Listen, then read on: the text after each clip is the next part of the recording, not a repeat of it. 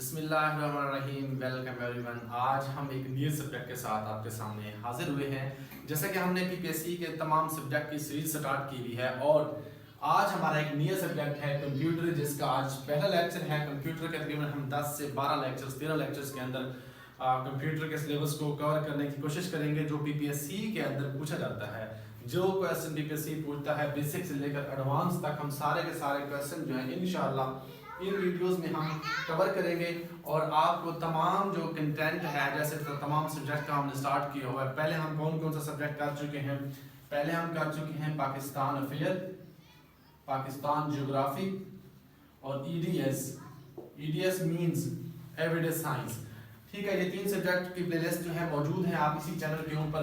अगर सिर्फ और सिर्फ इसी सब्जेक्ट के ऊपर आए हैं, पाकिस्तान अफेयर्स नहीं देखा, पाकिस्तान ज्योग्राफी नहीं देखी, ठीक है, एवरीडे साइंस नहीं देखी और सिर्फ कंप्यूटर के लेक्चर पे पहुंचे हैं, तो आप इनकी प्लेलिस्ट भी देख सकते हैं।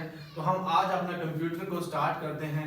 आपको पता होना चाहिए कि पीपीएससी के अंदर कंप्यूटर जो है एक वन ऑफ द बेस्ट जो है सब्जेक्ट के तौर पर लिया जाता है, क्योंकि इस वक्त कंप्यूटर और इंग्लिश और पाकिस्तान अफेयर या जनरल नॉलेज, ये 3-4 सब्जेक्ट जो हैं मोस्ट डिमांडेड सब्जेक्ट हैं जिनसे ज़्यादा क्वेश्चन पूछा जाता है। तो कंप्यूटर भी उन सब्जेक्ट में से एक इम्पॉर्टेंट सब्जेक्ट है।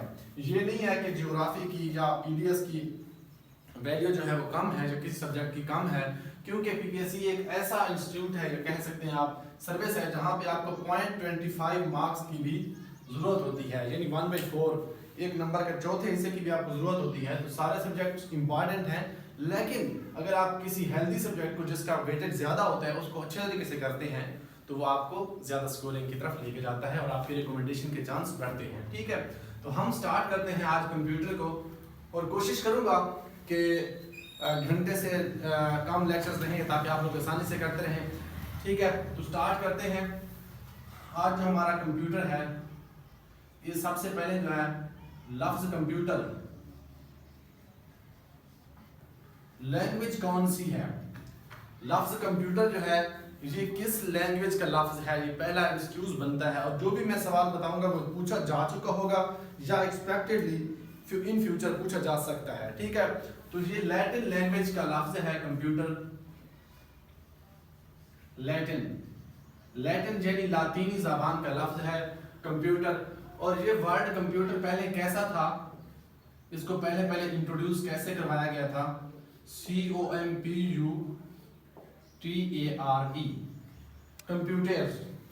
कंप्यूटर कह लें या कंप्यूटर कह लें, ठीक है, जो आप प्रोनाउंस करें, लेकिन जो अब हम TER पढ़ते हैं वो TARE था, यानी कंप्यूटर था।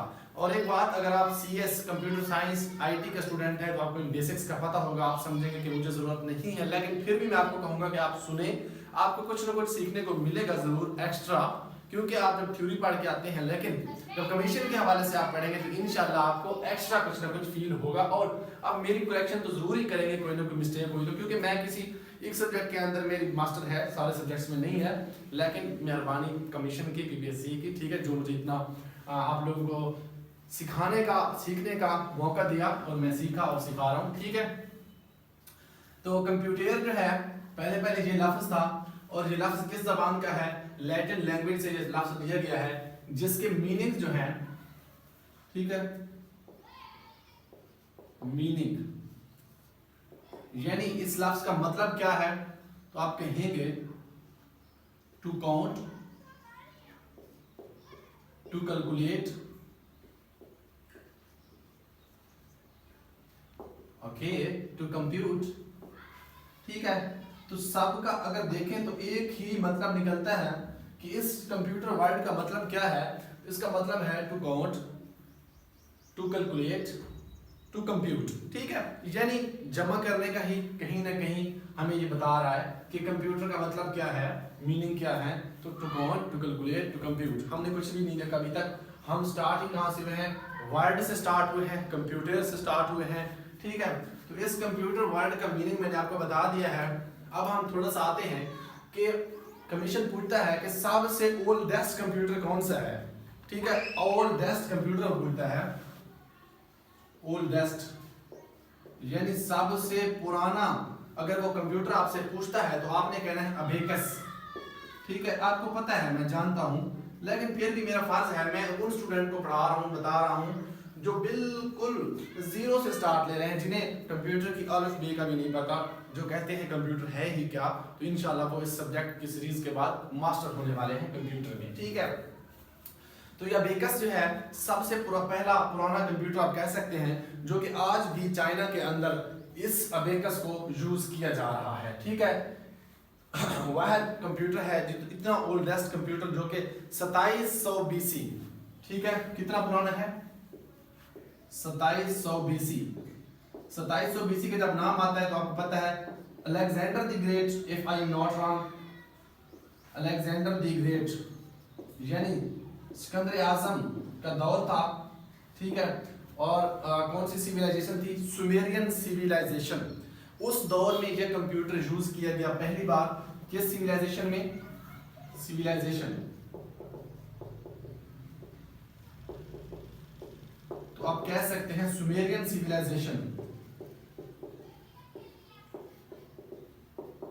ठीक है, सुमेरियन सिविलाइजेशन के अंदर पहली बार कंप्यूटर अबेकस के नाम से 2700 BC अलेक्जेंडर द ग्रेट का दौर आपसे पूछा जाता है। ये मैंने वैसे एक्स्ट्रा लिख दिया गया है, ठीक है, ताकि आपको थोड़ा सा सारी चीजें, क्योंकि 2700 BC तब का है। ठीक है, और सुमेरियन सिविलाइजेशन तब थी जब अबेकस को इंट्रोड्यूस करवाया गया।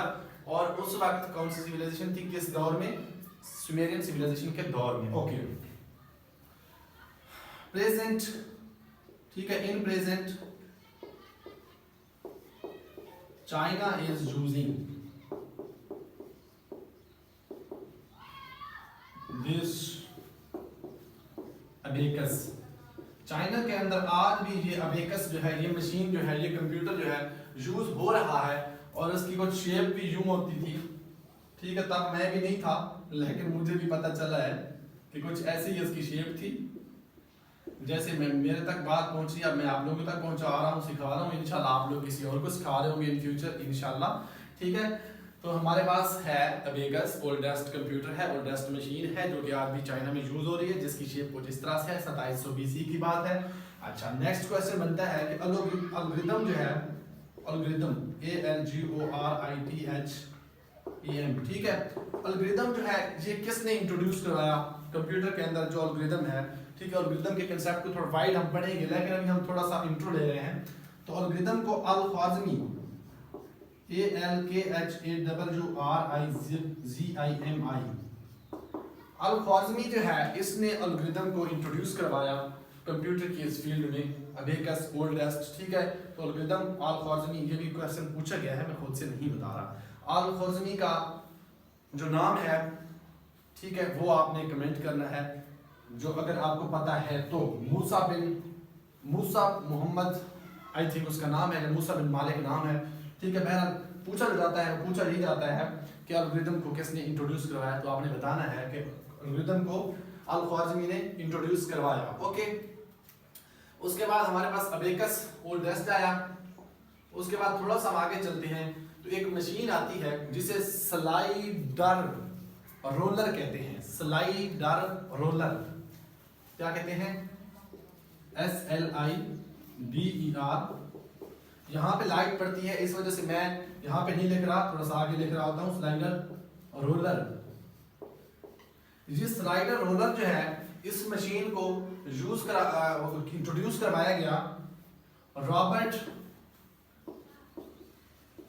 ROBERT, Robert plus William. Okay, ये दो बंदे थे जिन्होंने इस स्लाइडर रोलर मशीन को इंट्रोड्यूस करवाया। और ये मशीन जो है किस नाम से जानी गई? स्लाइडर रोलर के नाम से जानी गई। इसके इन्वेंटर कौन है? रॉबर्ट प्लस विलियम है। अच्छा, इस मशीन का ड्रॉबैक ये था, ये आप कह सकते हैं कि इसका पर्पस जो था, पर्पस सिर्फ और सिर्फ साइंटिफिक पर्पस था। ये सिर्फ और सिर्फ साइंटिफिक पर्पस के लिए यूज हो सकती थी ये मशीन। ये कॉमन एक्सेसिबल हर बंदे के पास नहीं था। ये सिर्फ और सिर्फ आप कह सकते हैं साइंसदान, मैथमेटिशियंस, ठीक है, या जो लोग स्पेसिफिकली इस पे काम कर रहे थे वही यूज कर रहे थे। इसको हर किसी तक एक्सेस नहीं थी और हर कोई इसको यूज नहीं कर सकता था। ये सिर्फ और सिर्फ सक्सेस थी तो साइंटिफिक पर्पस के लिए थी। पर्पस इसका मैंने आपको बता दिया है। Okay, slider roller by Robert plus William, और ये कब इंट्रोड्यूस करवाई गई? तो ये 1630 के अंदर, ठीक है, 1630 के अंदर स्लाइडर रोलर को इंट्रोड्यूस करवाया गया सिर्फ और सिर्फ किस पर्पस के लिए? साइंटिफिक पर्पस के लिए। ओके हो गया, लेकिन ये हर किसी के एक्सेस में नहीं थी। ये सिर्फ और सिर्फ साइंटिफिक पर्पस के लिए यूज की जा रही थी। हमने अभी तक कुछ भी नहीं देखा, हमने सिर्फ बेसिक देखी है, ठीक है। उसके बाद हमने देखना है कि एक पास्कलाइन मशीन थी, ठीक है, PASCALINE, पास्कलाइन मशीन। इसको पास्कलाइन मशीन भी कहते हैं। इसी का दूसरा नाम पास्कल कैलकुलेटर भी था, pascal calculator. Okay, Pascaline machine या पास्कलाइन कैलकुलेटर, पास्कल कैलकुलेटर ये इंट्रोड्यूस करवाया गया। जो आज का आपका मॉडर्न कंप्यूटर कैलकुलेटर है, ये उसकी बेसिक्स हैं कि आपने इस पास्कल कैलकुलेटर को यूज करके अपना मैथमेटिक्स जो है वो सॉल्व करते थे। किसके जरिए? पास्कल कैलकुलेटर के जरिए। और इसका पर्पस जो था कैलकुलेशंस था। और ये कब इंट्रोड्यूस करवाया गया? 1642 के अंदर। ओके, 1642 के अंदर। आई थिंक ये ब्लेस पास्कल की तरफ से ये आपके वो है असाइनमेंट है। Pascaline machine was invented by I think Blaise Pascal है, ठीक है, ब्लेस पास्कल। आपने फिर भी ये क्लियर करना है, चेक करना है, इसको काउंटर चेक करना है आपने और कमेंट करना है कि पास्कल मशीन जो है या पास्कल कैलकुलेटर जो है ये किसने इंट्रोड्यूस करवाई? तो ये ब्लेस पास्कल ने इंट्रोड्यूस करवाई थी, ठीक है। अब हम आते हैं आज के अपने मॉडर्न कंप्यूटर के अंदर थोड़ा सा, ठीक है, कि हमारा मॉडर्न कंप्यूटर जो आप सुनते आ रहे हैं, फादर ऑफ कंप्यूटर, वो कौन था, क्या था और क्यों था, तो हम उसको लेकर चलते हैं। आप तो पहला सवाल यही समझते हैं कि कंप्यूटर के अंदर अगर हम स्टार्ट करें तो हम चार्ल्स बेबेज से स्टार्ट करें, लेकिन मैंने जो है थोड़ा सा उससे भी पहले स्टार्ट कर लिया ताकि आप लोगों को बेसिक कंसेप्ट्स रह जाए, ठीक है। परेशान नहीं होना, बहुत ही मजे का सब्जेक्ट है, आप लोग एंजॉय करेंगे इंशाल्लाह इस सब्जेक्ट को। तो एंजॉय करते करते हम इसको स्टार्ट किए रखेंगे। ओके, तो हम स्टार्ट करते हैं अपना फादर ऑफ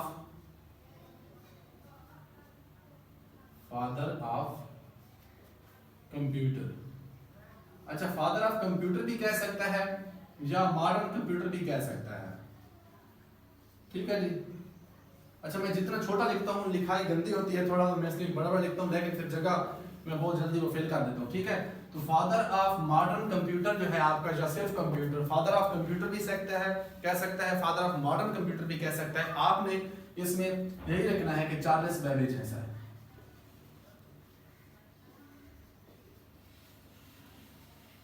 चार्ल्स बेबेज कौन है जी? फादर ऑफ मॉडर्न कंप्यूटर है, जी हाँ, और फादर ऑफ कंप्यूटर भी हैं। जो भी वो कहे आपने कहना है, क्यों? क्योंकि सारी की सारी जो आपका मेमोरी का कंसेप्ट था, जो आपका कह सकते हैं प्रोग्रामिंग थी, जो आज के कंप्यूटर में सारी चीज़ें यूज हो रही हैं, वो ही अपडेटेड होते होते वो किसने बेसिकली दी थी?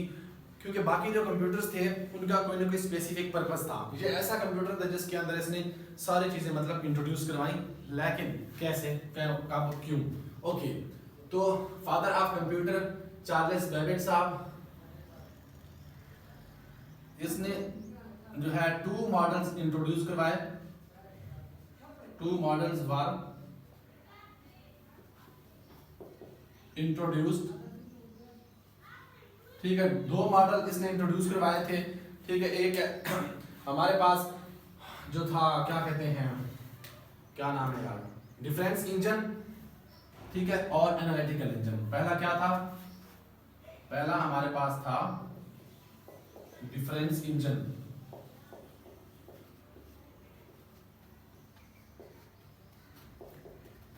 इसने इंट्रोड्यूस करवाया 2 मॉडल्स। एक डिफरेंस इंजन, ये कब करवाया? 1822 के अंदर।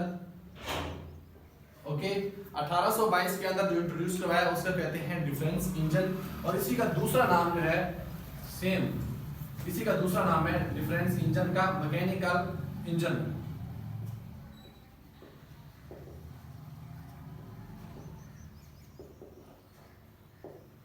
ये भी सेम वही चीज है, सिर्फ इसका दूसरा नाम है कि डिफरेंस इंजन का दूसरा नाम मैकेनिकल इंजन है। ठीक है, तो दो इंजन मुतारिफ करवाए, दो मॉडल मुतारिफ करवाए, जिसका मैंने पहला आपको बताया अभी तक सिर्फ कि डिफरेंस इंजन, जिसको 1822 में इंट्रोड्यूस करवाया। इसी का दूसरा नाम जो है हमारे पास क्या है, मैकेनिकल इंजन है। और फिर आगे चल के एनालिटिकल इंजन, ये हमारा पहला है, ये हमारा दूसरा है, ये दूसरा नहीं है, ये सिर्फ इसका मैकेनिकल इंजन नाम है। दूसरा जो हमारे पास है ये डिफरेंस इंजन है, ये एनालिटिकल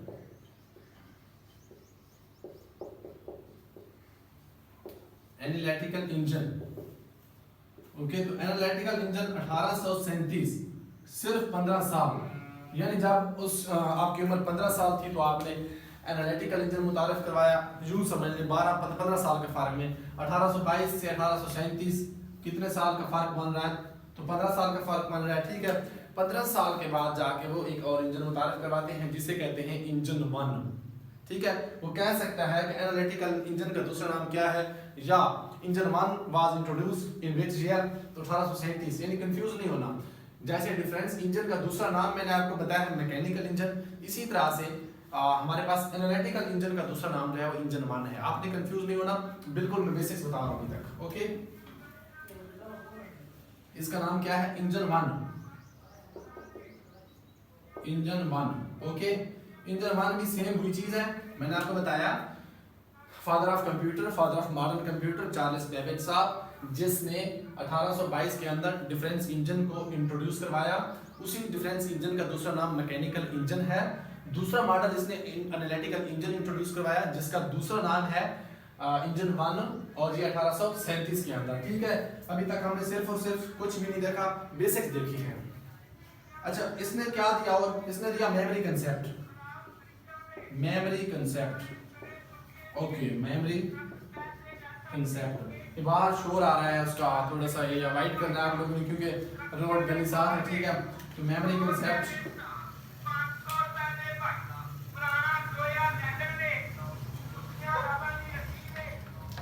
ओके, तो मेमोरी कंसेप्ट जो है इसने इंट्रोड्यूस करवाया थ्रू पंच कार्ड, या पूछ सकते हैं कि पंच कार्ड किसने इंट्रोड्यूस करवाया, तो फिर भी आप कह सकते हैं कि punch card by Charles Babbage. ठीक है, और मेमोरी कंसेप्ट भी इसी पंच कार्ड के साथ आप कह सकते हैं कि मेमोरी कंसेप्ट भी कौन लेके आए, चार्ल्स बेबेज साहब लेके आए। और जो कंप्यूटर के अंदर प्रोग्रामिंग थी, फर्स्ट टाइम कौन लेके आया प्रोग्रामिंग, तो प्रोग्रामिंग भी आप कह सकते हैं कि चार्ल्स बेबेज साहब जो है प्रोग्रामिंग को भी लेके आए। सी भी मैंने कहा चार्ल्स बेबेज। ठीक है, बिल्कुल मैंने बेसिक बताई है, मॉडर्न कंप्यूटर का फादर या कंप्यूटर का फादर कहा है मैंने। ठीक है, उसके बाद हम चलते हैं थोड़ा सा आगे। इसने सारी की सारी चीजें स्टार्ट तो की, लेकिन कंप्लीट नहीं कर पाया अपने प्रोजेक्ट को। फिर इसका बेटा जो है आगे कुछ मेरे ख्याल 70 साल बनेंगे। ठीक है, क्योंकि वो जाकर कंप्लीट करता है 1910 के अंदर। Henry Babbage,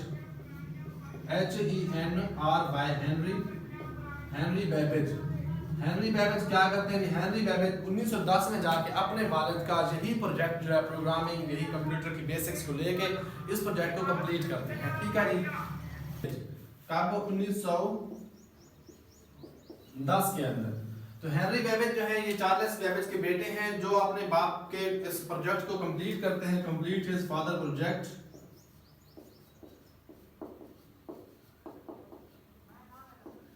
okay, complete his father project. जो इसके बाप ने प्रोजेक्ट स्टार्ट किया, ये कंप्यूटर का पंच कार्ड, ये प्रोग्रामिंग, ये डिफरेंस इंजन, ये एनालिटिकल इंजन, इसको जाके ये कंप्लीट करते हैं 1910 के अंदर। आगे हम थोड़ा सा देखते हैं एक बंदे जिसे कहते हैं, या आप कह सकते हैं हमारे पास जैसे ये कंप्यूटर है, इसी के बाद कंप्यूटर साइंस जो है फादर ऑफ, हम सारे जो इनके फादर हैं वो पढ़ेंगे। मदर भी एडा लवलेस इनकी मदर है कंप्यूटर की। फादर ऑफ कंप्यूटर जो है चार्ल्स बेबेज हैं, लेकिन फादर ऑफ कंप्यूटर साइंस, अब जो फादर ऑफ कंप्यूटर साइंस, जो कंप्यूटर साइंस के स्टूडेंट हैं उनको तो बेहतर तरीके से पता होगा, या आईटी के भी होंगे तो वो बेसिक्स पढ़ते हैं सारी। तो फादर ऑफ कंप्यूटर साइंस की जब बात आएगी तो वहां पे आप कहेंगे Alan Turing. Alan Turing. Alan Turing जो है ये फादर ऑफ कंप्यूटर साइंस हैं। थोड़ा थोड़ा सा चीज़ों में डिफरेंस है, कोई ज़्यादा डिफरेंस नहीं है। जैसा कि फादर ऑफ कंप्यूटर या मॉडर्न कंप्यूटर मैंने आपको बताया है चार्ल्स बेबेज हैं। Father of computer science, computer science की मैं बात कर रहा हूँ, तो फादर ऑफ कंप्यूटर साइंस जो है वो एलन ट्यूरिंग है। अच्छा, इसी के साथ है कि एलन ट्यूरिंग या ट्यूरिंग मशीन आप कहेंगे, बल्कि Turing machine was introduced by, ठीक है, तो वो भी आप कहेंगे एलन ट्यूरिंग। ठीक है, फादर ऑफ कंप्यूटर साइंस एक सवाल, ठीक है, उसके बाद ट्यूरिंग मशीन किसने बनाई, तो वो भी एलन ट्यूरिंग ने। तो एलन ट्यूरिंग के हवाले से ये 2-3 सवाल बनते हैं कंप्यूटर साइंस की जो स्टडी आप पढ़ते हैं, ये जो आप करते हैं सारी की सारी, इसके फादर कौन है, इसकी बेस किसने रखी थी, तो वो एलन ट्यूरिंग साहब ने इसकी बेस रखी थी और एक मशीन इंट्रोड्यूस करवाई, मशीन बनवाई, इन्वेंट की। इस मशीन को कहते हैं ट्यूरिंग मशीन। ट्यूरिंग ने बनाई तो ट्यूरिंग की मशीन, एलन ट्यूरिंग। ओके, हो गया। यहाँ तक हमारे पास थी इसके बारे में, हमारे कंप्यूटर के फादर के बारे में। अब हम थोड़ा सा देखते हैं कि ये कंप्यूटर किस तरह वर्क करता है, कंप्यूटर के फंडामेंटल्स। ठीक है, छोटी छोटी सी चीजें हैं, बेसिक्स हैं जो आजकल आप सारे के सारे यूज कर रहे होते हैं किसी ना किसी हवाले से, चाहे मोबाइल के जरिए, लैपटॉप के जरिए, कंप्यूटर के जरिए। ठीक है, ये सारे के सारे जो डिवाइसेस हैं ये आपकी क्या है, कंप्यूटर का ही कोई ना कोई शक्ल है। ठीक है, तो इतनी मुश्किल कुछ भी नहीं है। सबसे आसान सब्जेक्ट अगर आज का देखा जाए जो आपकी रोजमर्रा जिंदगी में यूज हो रहा है, वो सब्जेक्ट वो कंप्यूटर यूज हो रहा है, जिसे हम पढ़ते हुए बोरिंग फील करते थे, लेकिन इस लेक्चर के बाद आप बोरिंग फील नहीं करेंगे, मैं दावे से कहता हूँ। ओके, क्योंकि हम बहुत मजे के साथ चीजों को लेकर चलते हैं। बेशक थोड़ा सा टाइम ज्यादा लगता है, लेकिन चीज को आसानी के साथ समझा के चलता हूँ ताकि आपको समझ आए, और आपको समझ आ भी रही है, मैं जानता हूँ आप बहुत ही महान इंसान हैं, क्योंकि आपका जो अंडरस्टैंडिंग लेवल है वो बहुत हाई है हम लोगों से। हम लोग पहले लोग हैं, पुराने लोग हैं, नहीं भाई नहीं, हम सारे इकट्ठे ही हैं और मैं समझ सकता हूँ, जैसे मैं समझ सकता हूँ वैसे आप भी समझ सकते हैं। ओके, अब ये भी नहीं कहना अंकल आपको समझ ज्यादा आती थी, हमें समझ थोड़ी आती है, तो आपको भी समझ उतनी आती है जितनी मुझे आती है, बल्कि मेरे से ज्यादा आती है। ओके, तो हम थोड़ा सा देखते हैं कि कंप्यूटर जो है ये वर्क कैसे करता है। आपको पता है मैं आपसे कोई बात कह रहा हूँ, ठीक है, मैं जब बात कहता हूँ तो आप उस बात को सुनते हैं यहाँ पे दिमाग के अंदर, उसके ऊपर सोचने के बाद अपना जवाब देते हैं। ओके, मैंने कहा, ठीक है, मैंने क्या कहा, मैंने आपको बात कही, यानी मैंने क्या किया, इनपुट दिया। ओके, यहाँ पे आपने क्या किया, थिंक की, ठीक है, यानी प्रोसेस किया उसका बात पे, ठीक है, और फिर आपने मुझे क्या किया, आंसर दिया। ठीक है, आपने क्या किया, आंसर दिया मुझे। यानी आपको जो बात मैंने कही, जो आपने मेरी बात अब सुन रहे हैं, वो मैं क्या कर रहा हूँ, इनपुट दे रहा हूँ। ठीक है, जो आप सोच रहे हैं यहाँ पे वो आप क्या कर रहे हैं, प्रोसेस कर रहे हैं अपने दिमाग के अंदर, और फिर जो आपको समझ आती है और फिर आप मुझे जवाब देते हैं। आप कमेंट लिख रहे हैं, अभी लिख रहे हैं कमेंट कि जी हाँ हमें समझ आ रही है, तो आप वो आउटपुट दे रहे हैं। ठीक है, ये कंप्यूटर की टोटल जो आप कह सकते हैं कि फिनोमेना है, या आप कह सकते हैं कंप्यूटर कैसे वर्क करता है, तो ये एक ब्लॉक डायग्राम इसे आप कह सकते हैं। ठीक है, क्या कह सकते हैं, ब्लॉक डायग्राम। ये ब्लॉक डायग्राम का मैंने आपको बताया कि यहाँ पे आपने जो सोचा है, जो प्रोसेस किया है, ये आपका क्या है, सीपीयू है। सीपीयू किसे कहते हैं आपको पता है, central processing unit. Okay, central processing unit, आपका माइंड, आपका दिमाग, आपका ब्रेन, जहाँ पे आप सोचते हैं। कुछ कहते हैं कि मेरा दिल नहीं कर रहा, मेरा दिल नहीं मान रहा, तो कुछ का दिल सोचता है, कुछ का दिमाग सोचता है। तो ये सारे के सारे जो मशीन है, ये जो सेंट्रल प्रोसेसिंग मशीन है, यही कंप्यूटर के अंदर है और यही आपके दिमाग के अंदर है। ठीक है, फिर उसके बाद आप क्या करते हैं, आप इनपुट देते हैं। इनपुट किस फॉर्म में देते हैं आप, रॉ डेटा। ठीक है, आप क्या करते हैं, मैं आपको बहुत सारी बातें कहूंगा, बहुत सारी बातें कहने के बाद कुछ जवाब बनता है यस, कुछ बनता है नो, आपकी सोच पे, आपके उस पर डिपेंड करता है आप क्या जवाब देते हैं। इसी तरह से मैं क्या दूंगा, रॉ डेटा दूंगा। इनपुट कैसे दी जाती है, थ्रू इनपुट डिवाइसेस। ठीक है, इनपुट डिवाइसेस, हम ये सारे आपने कहीं ना कहीं टॉपिक सेट कर रहे हैं कि हम रॉ डेटा को पढ़ेंगे, हम फिर इनपुट डिवाइसेस को पढ़ेंगे, हम सीपीयू को पढ़ेंगे, हम आउटपुट को पढ़ेंगे, आउटपुट किस फॉर्म में होती है, इंफॉर्मेशन की शक्ल में होती है। तो ये सारे के सारे आपके टॉपिक्स की बेस रखी जा रही है, आपके फंडामेंटल्स को सेट किया जा रहा है, ठीक है। तो हम जब भी कंप्यूटर का हमारे दिमाग में आता है कि कंप्यूटर क्या है, तो हम इनपुट को कहते हैं, हम सीपीयू को कहते हैं, हम प्रोसेसिंग के बाद हम आउटपुट को कहते हैं, ठीक है। ये तो साथ गुजर रहा था, शायद आपको समझ ना आई हो। मैंने कहा जब भी हम कंप्यूटर की बात करते हैं, हम प्रोसेस की बात करते हैं, हम सबसे पहले इनपुट को देखते हैं, इनपुट के बाद हम प्रोसेस को देखते हैं। यहाँ पे प्रोसेस भी होता है, ठीक है, इसके अंदर स्टोर भी होता है या सेव भी होता है।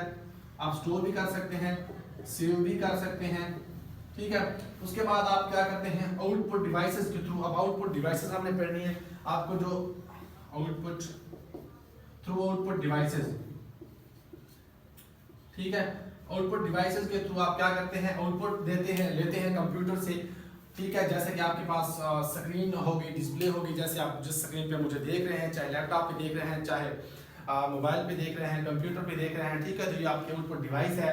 आपके जो स्पीकर जिनसे आप आवाज़ सुन रहे हैं, ये आपके आउटपुट डिवाइस है। माइक लगाए हुए ये आपके आउटपुट डिवाइस है, ठीक है।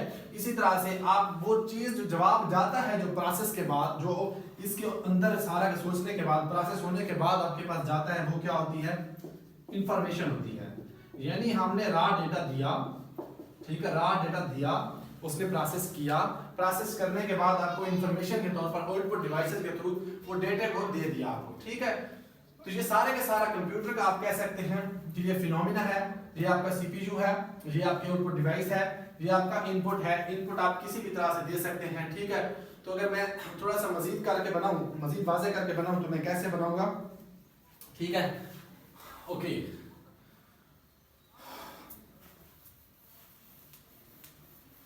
बिल्कुल आसान चीजें हैं, आप समझ रहे हैं, ठीक है, कुछ भी मुश्किल नहीं है।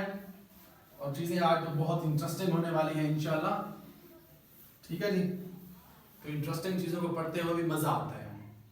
ओके, मैंने आपको कहा कि हम सीपीयू को देखते हैं। सीपीयू को मैंने नाम दिया है सेंट्रल प्रोसेसिंग यूनिट, ठीक है। इस सीपीयू को कमीशन पूछता है कि हार्ट ऑफ कंप्यूटर कौन है। जो हार्ट, जो कार्डिया मैंने आपको साइंस में पढ़ाया था, ठीक है, जिसके 4 चैम्बर मैंने बताए थे आपके, और चारों के चारों बहुत बड़े चैम्बर बताए थे मैंने आपको, ठीक है।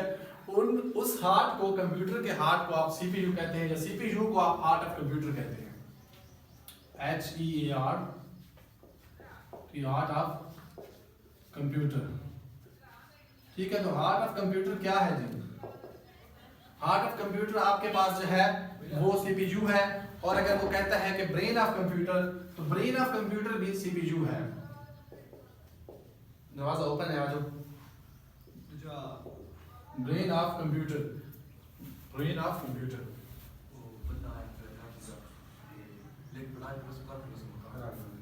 जाओ, ठीक है, तो कल करा रहे हैं, ठीक है, okay, sorry. Brain of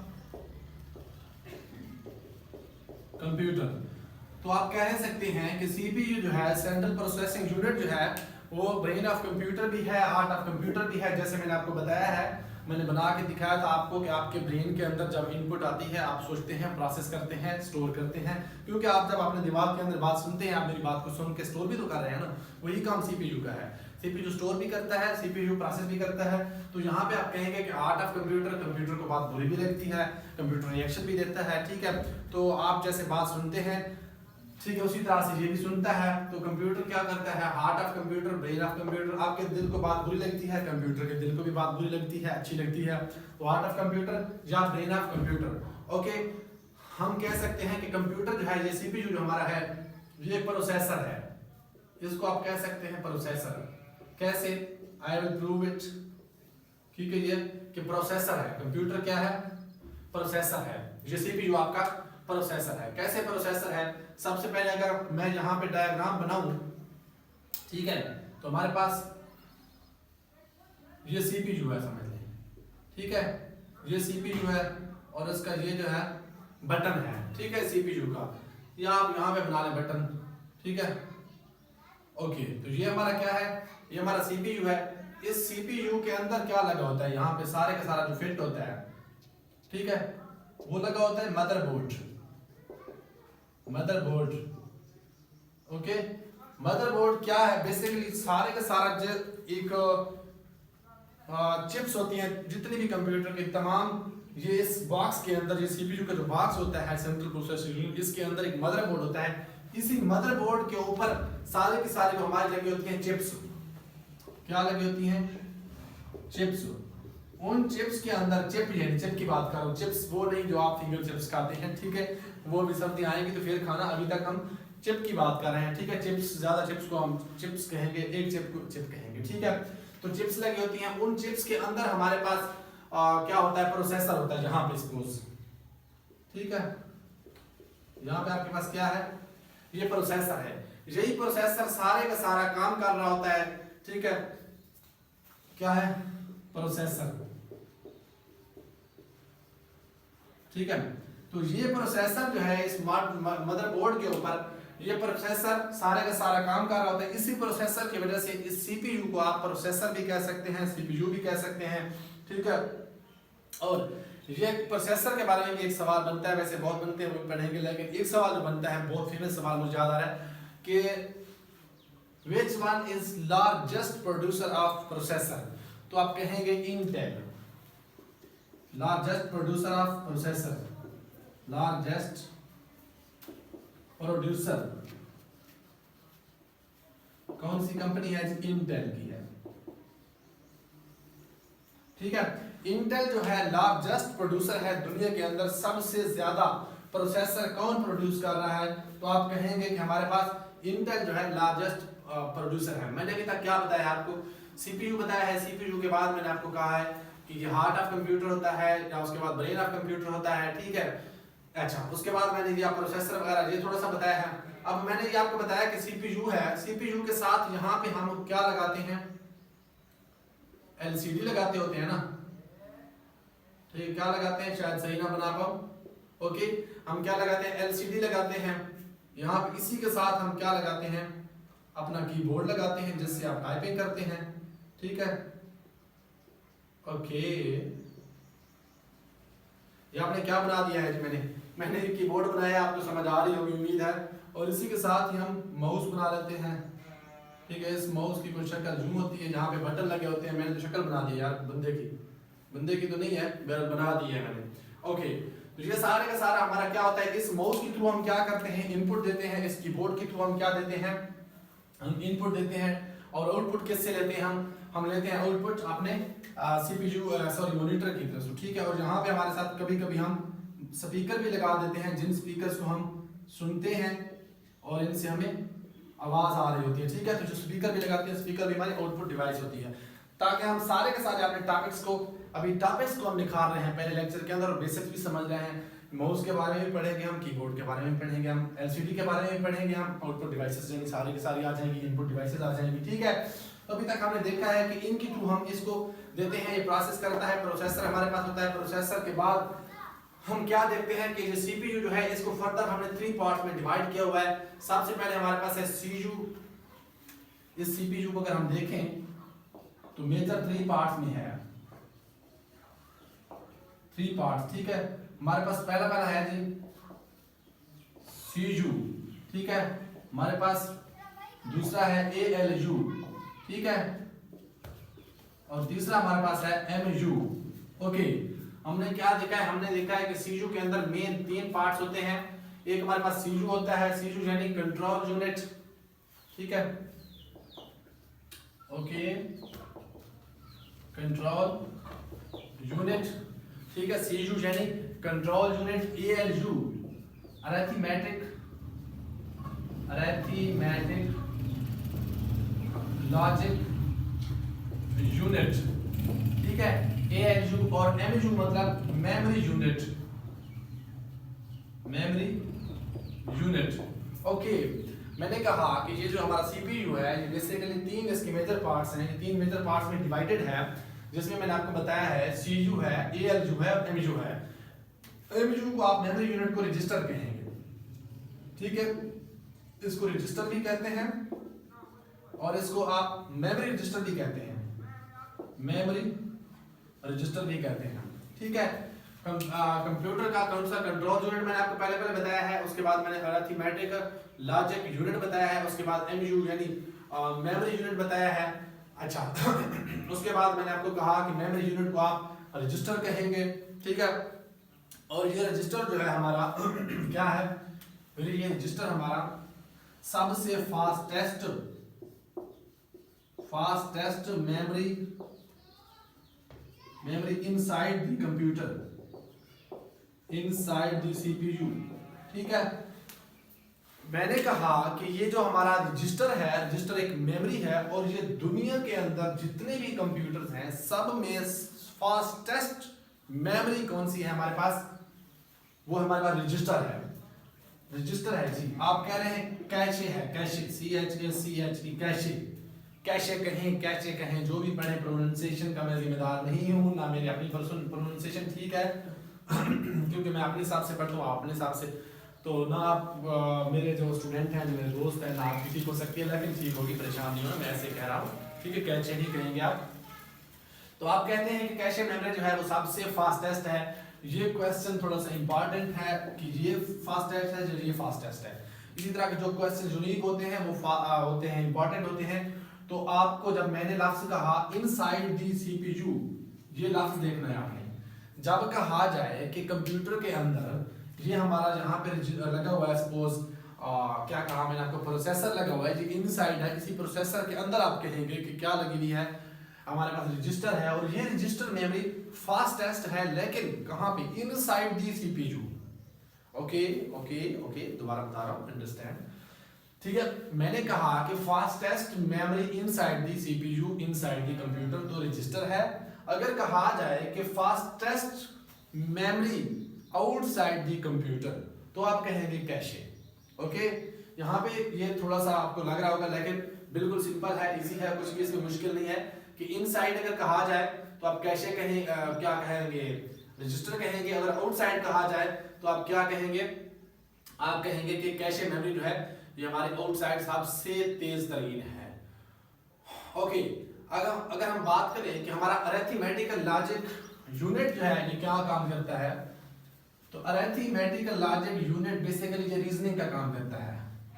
okay, reasoning, कौन सी रीजनिंग हमारी, प्लस माइनस, डिस्ट्रीब्यूशन, तकसीम, हमारी डिवीजन, ठीक है। उसके बाद मल्टीप्लिकेशन और ग्रेटर देन, लेस देन, ठीक है। ये सारे के सारे कौन कर रहा है, ये कहाँ पे परफॉर्म हो रहे हैं, ये टास्क जो है हमारे जमा मनफी, ये बेसिक जो हमारी सारी हैं कहाँ पे हो रही है, ये हमारे ALU के थ्रू हो रही है। अरिथमेटिक, पता है आपको, मैथ का ही लफ्ज आ रहा है, मैथमेटिक, अरिथमेटिक, ठीक है। लॉजिक यूनिट, लॉजिक की बात हो रही है, यानी 2 + 2 4 होंगे, लॉजिक है यार, हाँ जी।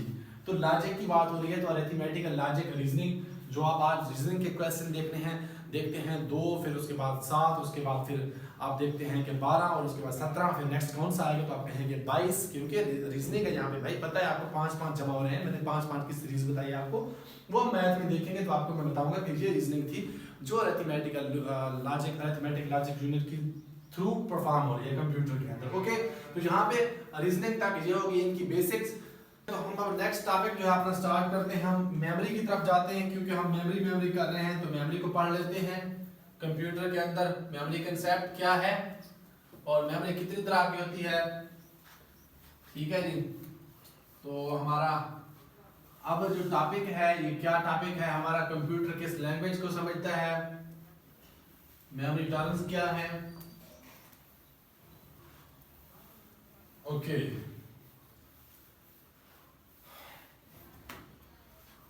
हमारे पास है कि कंप्यूटर किस लैंग्वेज को अंडरस्टैंड करता है, कंप्यूटर किस लैंग्वेज को अंडरस्टैंड करता है।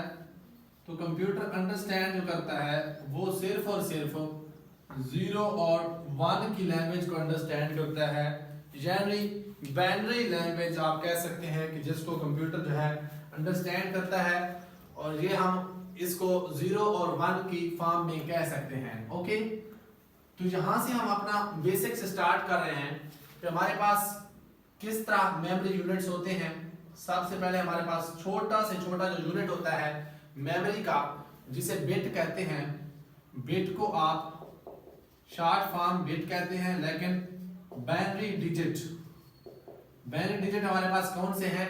0 और 1, जिसे ऑन ऑफ गेट आपने 9th कंप्यूटर के अंदर अगर कंप्यूटर पढ़ा है या 8th के अंदर पढ़ा है तो ऑन ऑफ गेट आपने पढ़े हुए, वो भी हम आगे जाके देखेंगे। लेकिन ये ऑन और ऑफ का कंसेप्ट क्या है ये भी आपको बताऊंगा। अभी हम बिट से स्टार्ट कर रहे हैं, बिट यानी बाइनरी डिजिट। ओके, तो जब बिट की हम बात करते हैं तो हमारे पास सबसे पहले 4 बिट्स होती हैं, 4 बिट्स। अब ये 4 बिट्स क्या है? ठीक है, मैंने कहा बिट होता है सबसे छोटा, तो 4 बिट जो है एक निबल बनाता है या half byte. 4 bit is equal to 1 nibble. Okay, 1 nibble या हाफ बाइट। 1 निबल और हाफ बाइट हमारा क्या है? Half byte. ये वो वाला बाइट नहीं है BIT जो आप काटते हैं, मतलब काटते नहीं, खाते हैं किसी चीज को, शॉर्मा खाते हैं या पिज्जा खाते हैं और एक बाइट लेते हैं, वो वाला बाइट नहीं है। ये BYT वाला बाइट है, यानी आधा बाइट। आधा बाइट का मतलब क्या हो, यानी 2 निबल्स का या 8 बिट्स का एक बाइट होता है। तो हम आगे देखते हैं, यानी अभी हम पढ़ रहे हैं 4 bits is equal to 1 nibble या हाफ बाइट। उसके बाद हमारे पास है 8 बिट्स। 8 बिट्स यानी यहाँ पे हाफ बाइट था तो यहाँ पे 1 बाइट। 1 बाइट या 2 निबल।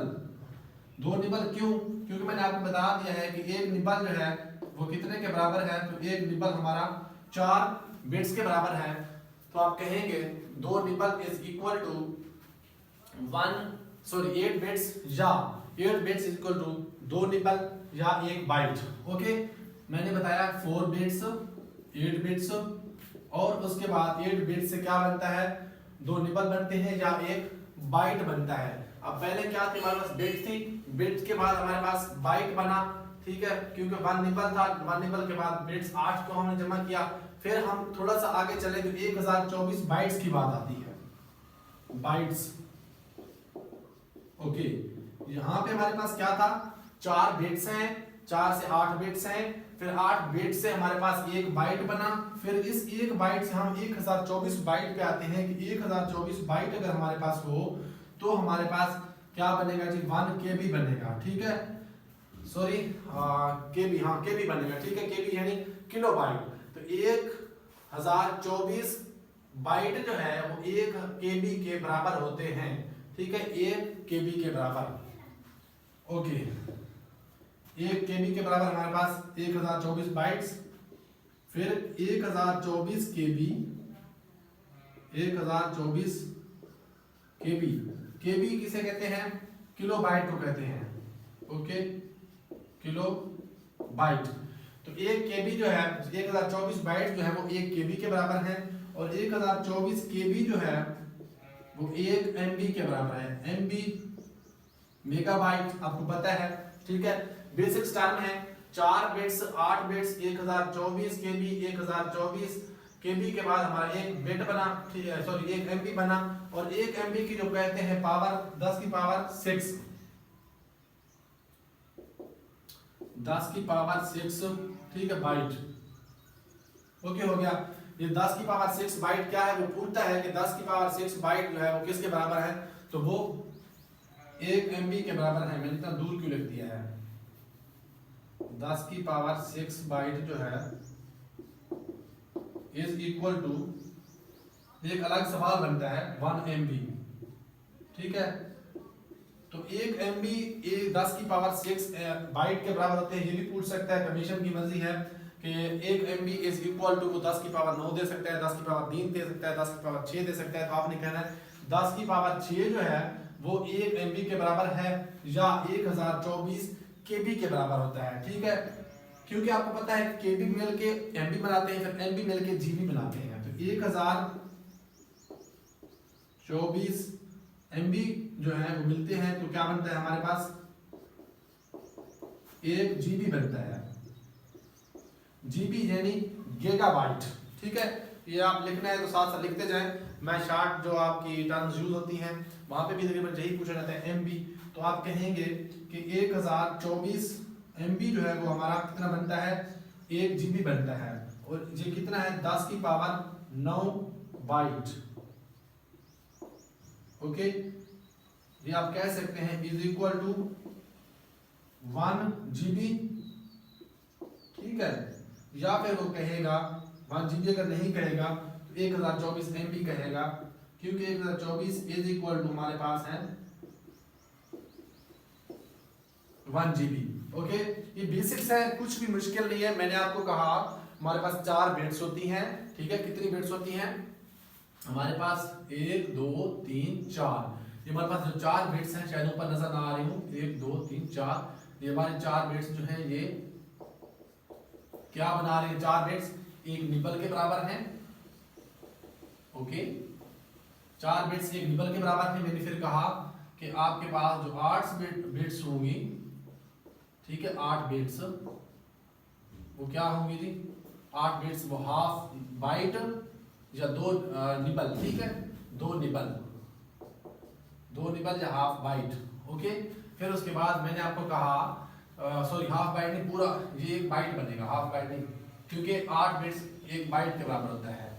ओके, मैंने उसके बाद आपको कहा कि 1024 हमारे जो होंगे MBs, ठीक है, 1024 बाइट्स जो है वो 1 KB बाइट बनाते हैं, KB यानी किलो बाइट्स बनाते हैं। 1024 KB जो है वो 1 MB बनाते हैं, 1024 MB 1 GB बनाते हैं। ओके, रिपीट किया मैंने कहा 4 बिट्स 8 बिट्स 1024 बाइट्स, ठीक है, क्योंकि बिट्स मिलके बाइट बनाती हैं। कितनी बिट्स, 8 बिट्स मिलती हैं, 1 बाइट बनता है। फिर 1024 बाइट्स मिलते हैं, 1 KB बनता है। 1 KB मिलते हैं, 1024 KB मिलते हैं, 1024 मिलते हैं KB तो 1 MB बनता है। 1024 MB मिलते हैं तो 1 GB बनता है, जो कि आपका मोबाइल 128 GB का है। तो आप मल्टीप्लाई करें KB 1024 KB से तो आपके निकल आएंगे KB टोटल 1064 GB का है, तो वो भी आप कह सकते हैं, ठीक है। तो 1 MB कितने बने, 1024 MB मिले, 1 GB बना, ठीक है। उसके बाद हमारे पास है कि अगर हमारा 1024 MB, ये सारे के सारे टर्म्स में आप लिखना क्या है, सारा का सारा 1024, ठीक है। GB के बाद हमारे पास होता है TB, 1 TB terabyte. Okay, TB मतलब टेराबाइट। अच्छा, ये एक चीज देख लें, आपके 10 की पावर 6 स्टार्ट कहां से हो रहा है, MB से स्टार्ट हो रहा है। 1 MB से, 1 MB की पावर कितनी है, 10 की पावर 6 है। जब आप MB से GB की तरफ जाएंगे तो 10 की पावर 9 हो जाएगी, 3 ऐड करने हैं। इसी के अंदर 3 ऐड किए तो आपका क्या बन जाएगा, GB बन जाएगा। इसी के अंदर 3 और ऐड किए तो आपका क्या बन जाएगा, TB बन जाएगा। यानी यहाँ पे 10 है तो TB पे 10 की पावर 12 बन जाएगी, ठीक है। 10 की पावर 12 क्या होगी, हमारा 1 TB होगा। TB आप किसे कहेंगे, टेराबाइट को कहेंगे, टेराबाइट। ओके, फिर 1024 TB टेराबाइट मिलके बनाते हैं 1 पेटाबाइट, PB, 1 पेटाबाइट। और 1 पेटाबाइट कितना होगा मैंने आपको बता दिया। TB की पावर कितनी है, हमने 3 ऐड किए, पावर में 10 की पावर 12 बनी थी। यहाँ पेटाबाइट के लिए हम 10 की पावर 15 करेंगे। भाई हम मैथ पढ़ने लगे हैं, कंप्यूटर पढ़ने आए थे, ये क्या हो गया, कुछ भी नहीं हुआ। हमने बिल्कुल बेसिक्स लेके चल रहे हैं ताकि आपको समझ आती रहे दोस्त, ठीक है। तो हम क्या बताया आपको, 4 bits 8 bits 1024 bytes, 1024 MB, 1024 GB, ठीक है, सॉरी हाँ GB। उसके बाद 1024 यहाँ पे ये GB है, सॉरी GB, ठीक है। और उसके बाद 1024 TB, जो हम नेक्स्ट बनाते हैं 1 उसके बराबर फिर हम PB यानी पेटाबाइट, ठीक है। हमने ये सिस्टम कौन सा चलाया है, हम मेमोरी से चले थे, ठीक है। पेटाबाइट के बाद हम बनाते हैं 1024, जब पेटाबाइट मिलता है तो एक्साबाइट, 1024 PB 1 पेटाबाइट बनाता है, पेटा नहीं एक्साबाइट, सॉरी, ये तो पेटाबाइट मिलता है ना तो बनता है 1 एक्साबाइट। EB मतलब exabyte, EXABYTE exabyte. Okay, 1024 terabyte मिला है हमारे पास तो पेटाबाइट बना है। पेटाबाइट के बाद हमारे पास क्या बना है, एक्साबाइट बना है। और यहाँ पे आप एक्साबाइट के बाद आप कहेंगे 1024 एक्साबाइट एक्साबाइट मिलेंगे तो वो बनेगा हमारा ज़ेटाबाइट, एक ज़ेटाबाइट। यहां तक हो गया। ये हमारे मेमोरी यूनिट, इतना मेमोरी आप अगर यूज कर रहे तो काफी है, माइंड के अंदर भी लिखना है भाई, ठीक है। तो हमने देखा हमारे पास 4 बिट्स हैं। 4 बिट्स का मैंने कहा कि आपके पास एक निबल बनेगा या हमारे पास आधा बाइट बनेगा, पूरा बाइट नहीं। यानी 4 को हम जमा करें 4 में तो एक पूरा बाइट बनेगा। तो हमारा कंसेप्ट आ गया हाफ बाइट से 1 बाइट। कैसे? 4 से 8 हमने बिट्स किए। इसके बाद 1 बाइट को हमने थोड़ा सा बढ़ाया कि 1 बाइट जो है वो 2 निबल के बराबर भी होता है, लेकिन हमने 1024 बाइट्स को बनाया है तो हमारे पास केबी बना है। और जब 1 केबी है तो हमने 1024 केबी किए तो 1 एमबी बना है। 1024 एमबी किए तो हमारे पास 1 जीबी बना है। 1024 हमने जीबी किए फिर यहाँ पे तो हमारे पास 1 टेराबाइट बना है। 1024 टीबी किए तो हमने पेटाबाइट बनाए। ओके, उसके बाद हमने 1024 पेटाबाइट को 1 एक्साबाइट के बराबर किया और फिर 1 एक्साबाइट जो है वो 1024 zettabyte. Okay okay okay, understand, basics है, कुछ भी नहीं है। आपने जहां तक समझ लिया, यानी आपने कंप्यूटर की मेमोरी को कंगाल डाला। शॉर्ट टर्म में हमने पढ़ा है सारे का सारा, कुछ भी एक्स्ट्रा नहीं पढ़ा, बिल्कुल बेसिक्स है। ओके, हमने यहाँ पे बाइनरी डिजिट सिस्टम को देखा, लेकिन बाइनरी डिजिट सिस्टम को तो नहीं, हमने सिर्फ थोड़ा उनका कंसेप्ट लिया है कि मेमोरी के यूनिट्स क्या होते हैं। ओके, यहाँ पे हो गया। अब हम थोड़ा सा देखते हैं कि हमारा मेमोरी जो है, इसकी टाइप्स ऑफ मेमोरी कितनी है। Types of memory. ओके, तो टाइप्स ऑफ मेमोरी हमारे पास हैं मेजर,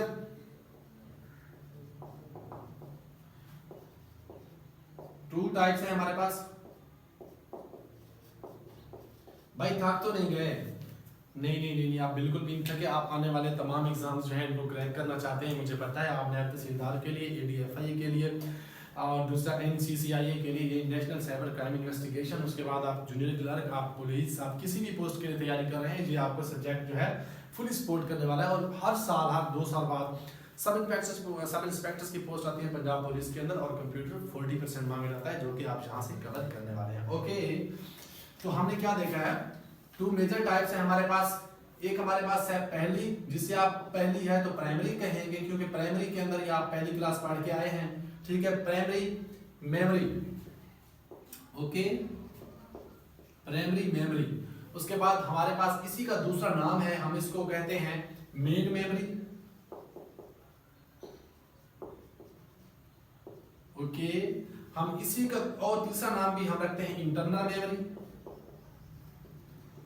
भाई ये क्या हो गया है, इतने नाम तो हमने कभी सुने भी नहीं थे, ठीक है।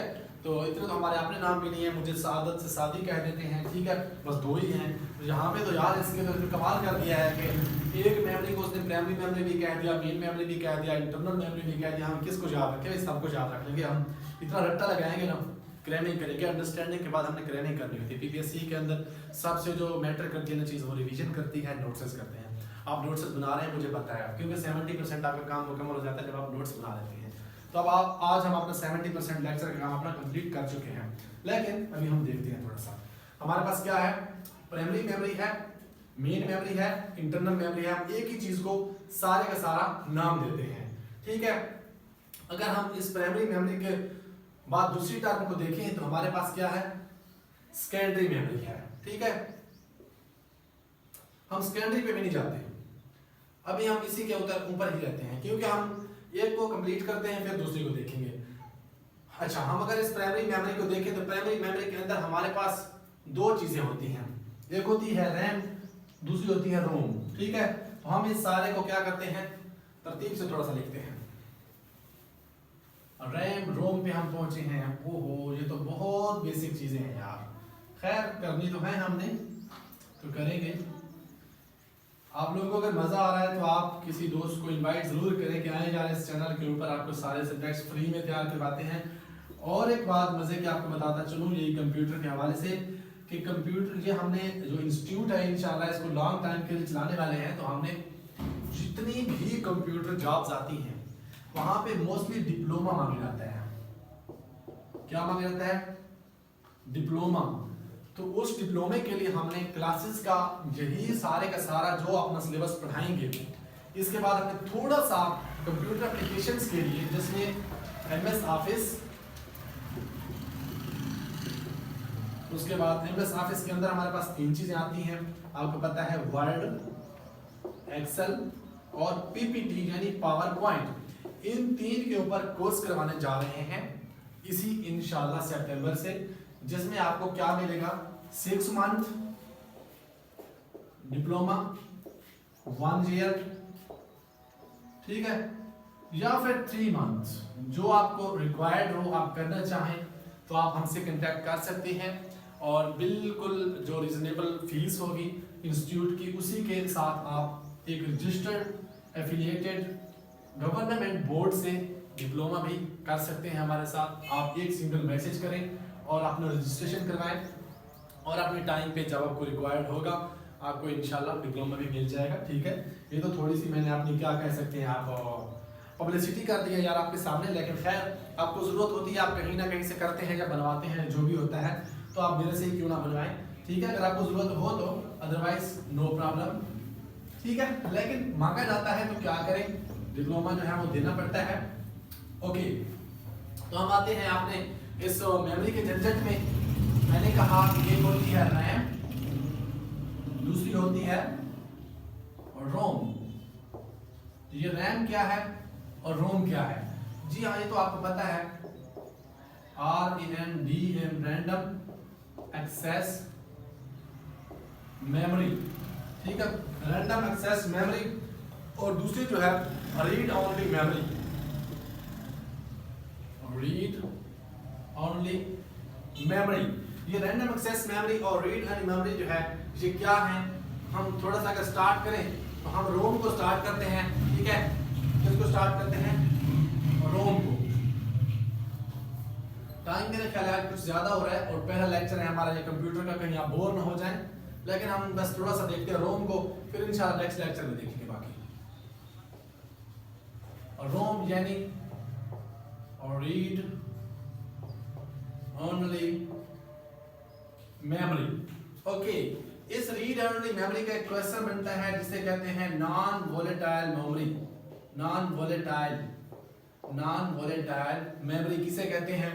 तो आप बड़े कंफ्यूज होते हैं जी, वोलेटाइल मेमोरी कहते हैं हम रैम को, तो नॉन वोलेटाइल किसे कहते हैं? तो हम कहते हैं रीड ओनली मेमोरी को, कि जिसको हम सिर्फ और सिर्फ क्या कर सकते हैं, पढ़ सकते हैं, हम इसमें कोई चेंज नहीं कर सकते। और जब हमारा कंप्यूटर बूटिंग पे होता है, स्टार्ट हो रहा होता है, तो यही मेमोरी जो है हमारे पास काम इस मेमोरी के अंदर हो रहा होता है। बायोस एक चीज है, बायोस, ठीक है, बेसिक इनपुट आउटपुट सिस्टम जिसे कहते हैं, जो कंप्यूटर के स्टार्ट होने में सबसे पहले स्टार्ट होने वाली चीज होती है, बायोस होती है, ठीक है। आप कहते हैं बायोस को सबसे पता चलता है पहले। आप कह सकते हैं कि बूटिंग या ऑथेंटिकेशन में हमारी रोम जो है, रीड ओनली मेमोरी जो है हमारी बूटिंग के वक्त एक्टिव होती है, रीड ओनली मेमोरी, या ऑथेंटिकेशन जब आपका कंप्यूटर स्टार्ट हो रहा होता है, ठीक है।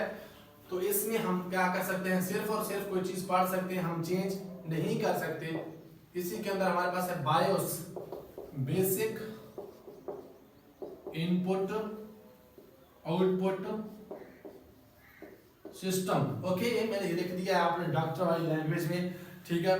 तो आप कह सकते हैं कि डॉक्टर साथी ने लिखा है basic input basic output system, ठीक है, जो सबसे पहले जब कंप्यूटर हमारा स्टार्ट होने लगता है। ये एक यूनिक क्वेश्चन है जो कि आपको पता होना जरूरी है कि started in ROM first software of your computer, ठीक है, व्हेन कंप्यूटर टर्न ऑन, कि जब कंप्यूटर टर्न ऑन होता है तो सबसे पहले हमारे रोम के अंदर जो चीज स्टार्ट होती है, जिसको पता चलता है, वो हमारा क्या है, बायोस है, ठीक है। ये कहां पे होती है? ये बेसिकली स्टोर्ड इन रोम, ठीक है। ये रीड ओनली मेमोरी के अंदर स्टोर्ड होती है, और ये क्या होती है, फर्स्ट सॉफ्टवेयर, ठीक है, your computer runs when turn on, ठीक है। तो सबसे पहले यही चीज चलती है जब हमारा कंप्यूटर ऑन हो रहा होता है। ओके, इसके अंदर हमारे पास फर्दर जो है रोम के अंदर टाइप्स हैं, ठीक है। इसकी में तो कोई क्वेश्चन नहीं रहता हमारे पास। बायोस, नॉन वोलेटाइल, बूटिंग, मैंने क्या बताया? मैंने बताया है कि रोम रीड ओनली मेमोरी है, और इस रीड ओनली मेमोरी के अंदर दूसरा इसका नाम जो है वो नॉन वोलेटाइल मेमोरी है या आरजी मेमोरी है आप कह सकते हैं, ठीक है। और बूटिंग ऑथेंटिकेशन के वक्त यही हमारा रोम काम कर रही है। रोम के अंदर स्टोर होता है एक छोटा सा बायोस जिसे कहते हैं, चिप समझ लें आप, ठीक है। उसको आप कहते हैं बेसिक इनपुट आउटपुट सिस्टम। वही सबसे पहले हमारे कंप्यूटर को जगाता है, वही पता चलता है उसको कि भाई कंप्यूटर ऑन हो रहा है, ठीक है। तो हम अब देखते हैं कि हमारा रोम जो है, इस रोम के हमारे पास कितने टाइप्स हैं। पी रोम सबसे पहले, P ROM, yes, P ROM यानी programmable okay, programmable read only memory. आगे आपने वही लगाना है, रीड ओनली मेमोरी। उसके बाद ईपी रोम, ठीक है, ईपी रोम। अब ये ईपी रोम क्या है हमारे पास, तो हमारे पास ईपी रोम जो है, मुझे देखने दें थोड़ा सा, अरेजेबल प्रोग्रामेबल रोम, ठीक है, ईईपी रोम, ठीक है। तो ये तीन मेजर टाइप्स हैं हमारे पास। एक पी रोम है यानी प्रोग्रामेबल रोम, दूसरी हमारे पास है ईपी रोम यानी erasable, ERASE erasable, okay. P से प्रोग्रामेबल, ठीक है, रोम से read only memory. P ROM इसकी टाइप है रोम की, P ROM programmable ROM read only memory, EP ROM erasable programmable read only memory. उसके बाद ईई यानी इलेक्ट्रॉनिकली अरेजेबल। आगे तो वही हमारा पी से प्रोग्रामेबल, ठीक है, रोम से रीड ओनली मेमोरी, ठीक है। कौन सी तीन टाइप्स हैं, पहली पी रोम है, दूसरी ईपी रोम है, तीसरी जो है वो हमारी ईईपी रोम, ठीक है। ये तीन टाइप्स हैं हमारे पास रोम की। तो इंशाल्लाह हम अपने नेक्स्ट लेक्चर जो है इसी जगह से स्टार्ट करेंगे। टाइम थोड़ा सा ज़्यादा हो गया है मेरा ख्याल है, मैंने अपलोड करना होता है, अपलोडिंग पे काफ़ी सारा जो है मेरा टाइम लग जाता है क्योंकि नेटवर्क की कंडीशन बहुत लो है। तो आप लोगों ने ये सारे का सारा नोट करना है, कोई गलती है, कोई मेरी मिस्टेक है, आपने सुनी है, आपको पता चला है, आपने सुजेस्ट करना है, बताना है कि क्या इम्प्रूवमेंट लेके आए, ठीक है। तो मुझे आप दीजिए इजाज़त। अस्सलाम वालेकुम।